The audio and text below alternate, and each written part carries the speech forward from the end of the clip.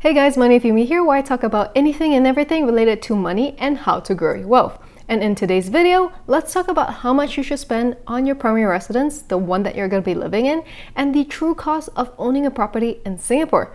As a general rule, you shouldn't spend more than 33% of your monthly gross income on housing. If you choose to spend over that amount on your mortgage each month, you run the risk of becoming what's known as house poor, which is when you spend a large portion of your monthly income on your home. And like I said before in my other videos, I do agree with this statement because many Singaporeans are house rich but cash poor. Well, except for this guy. Elderly man who lived in HDB rental flat has $1 million savings. That's cool.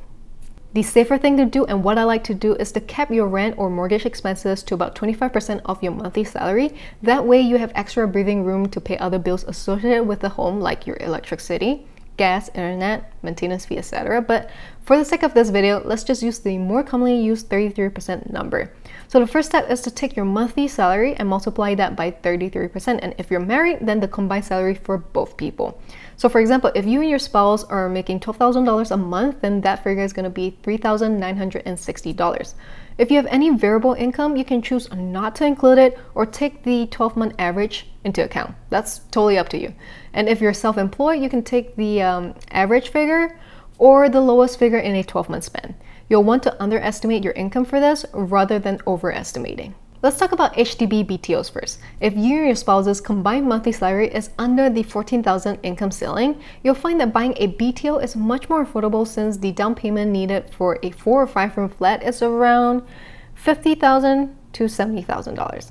And shout out to the peeps at Dollars and Cents for creating this. This is amazing.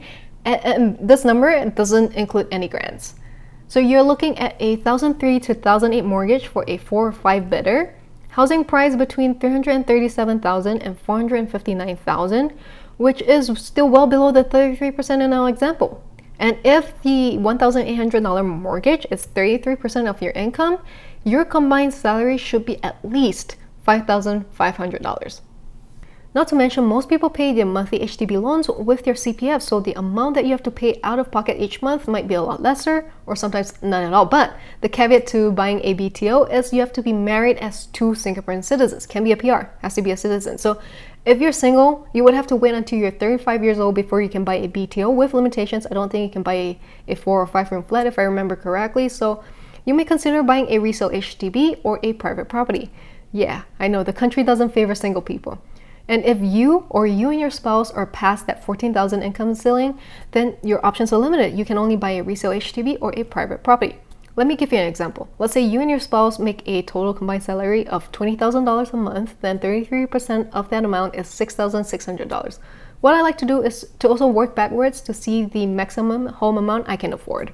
First, I'll figure out what's my typical electricity, gas, water, internet costs, and monthly maintenance fees. So for example, if the bills add up to $500 and the monthly maintenance fee is $400, then I can only afford a monthly mortgage of $5,700. 6,600 minus 500 minus 400 is $5,700.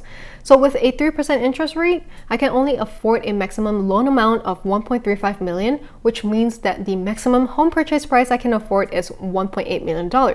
But if I purchase a $1.8 million condo, I would have to fork out $450,000 in down payment, which is 25% of the purchase price, which I may not necessarily have.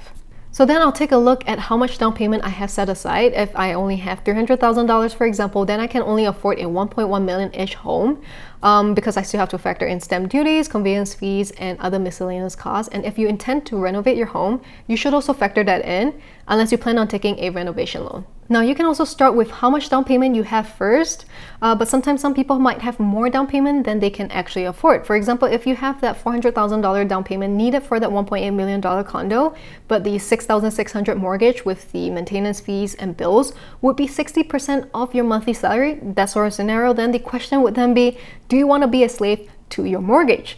Buying a home requires planning. It's probably the largest financial decision you can make in your life. So take the time to plan well, execute it, do your research, due diligence, so you know what price to bid on the property that you like. The last thing you want to do is to overbid for a property. And I know some of you guys might find this video a little complicated, so I've summarized this information for you here. First, find out your magic number. What's 33% of your monthly income? Second, how much money do you have for down payment right now? Third, what is the maximum loan amount you can afford with your magic number? And fourth, the current loan amount you can afford with the amount of down payment you have. Knowing the answers to these questions, you'll have a clearer idea of what your budget is going to be when you're shopping for a home, or even as a guide for you to save more money so you can afford your dream home in the near future. I did all of my calculations way before I started looking to buy, just so I had a rough idea of how much home I could afford.